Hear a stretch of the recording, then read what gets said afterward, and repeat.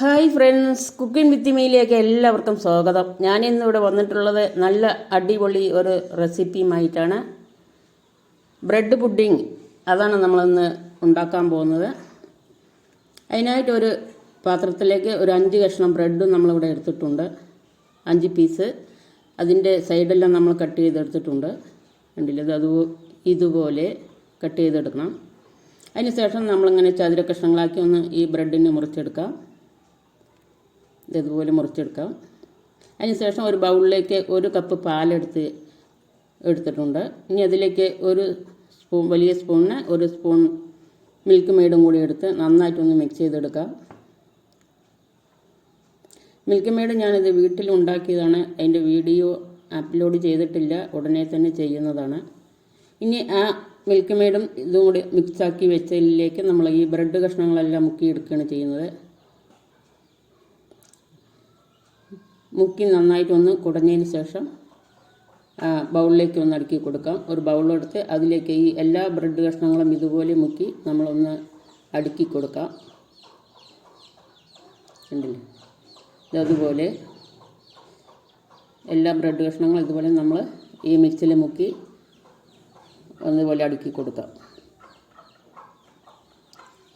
ഇനി ഒരു ജാറെടുത്ത് അതിലേക്ക് ഒരു 2 സ്പൂൺ പഞ്ചസാര എടുത്ത് ഒന്ന് നമുക്ക് പൊടിച്ചെടുക്കാം. അതുപോലെ ഒന്ന് പൊടിച്ച് എടുത്തിട്ടുണ്ട്. പഞ്ചസാര നമ്മളിവിടെ പൊടിച്ചെടുത്തിട്ടുണ്ട്.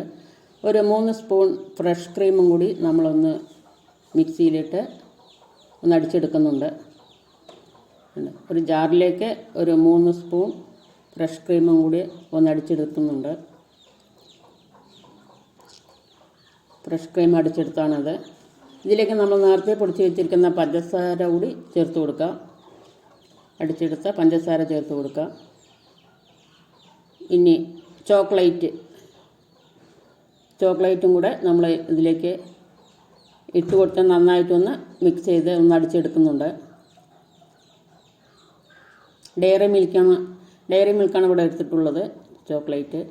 ഇനി നമ്മൾ ആ മിക്സ് ഈ ബ്രെഡ് നമ്മൾ അടുക്കി വെച്ചിട്ട് അതിന് മീതെ ഒഴിച്ചു കൊടുക്കുകയാണ് ചെയ്യുന്നത്. കണ്ടില്ലേ, നന്നായിട്ടൊന്ന് ആ മിക്സ് മുഴുവനും നമ്മൾ ഈ ബ്രെഡിലേക്ക് ഒഴിച്ചു കൊടുത്തു. ഇനി നമുക്ക് വേണ്ടത് കൊക്കോ പൗഡറും കൂടെ ഇതിന് മീതെ ഒന്ന് വിതറി കൊടുക്കണം. അതിനായിട്ട് ഒരു അരിപ്പയിലേക്ക് നമ്മൾ കൊക്കോ പൗഡർ എടുത്തിട്ടുണ്ട്. അതും കൂടെ നമ്മൾ ഈ ബ്രെഡിന് മുകളിലേക്ക് തൂവി കൊടുക്കുകയാണ് ചെയ്യുന്നത്.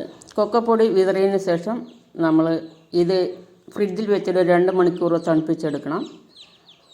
കണ്ടില്ലേ, നല്ല സൂപ്പറായി വന്നിട്ടുണ്ട്. ഞാനിപ്പോൾ 2 മണിക്കൂർ കഴിഞ്ഞതിന് ശേഷം എടുത്താണ് ഈ കാണുന്നത്. കാരണം അടിപൊളി വന്നിട്ടുണ്ട് നമ്മുടെ പുഡിങ്. കണ്ടില്ലേ, സൂപ്പറായി വന്നിട്ടുണ്ട്. നോക്കൂ, കണ്ടില്ലേ. ഇത് നിങ്ങൾക്ക് വീട്ടിലെല്ലാവർക്കും ട്രൈ ചെയ്ത് നോക്കാവുന്നതാണ്. ഈ വീഡിയോ ഇഷ്ടമായാൽ ലൈക്ക് ചെയ്യുക, സബ്സ്ക്രൈബ് ചെയ്യുക. Thank you.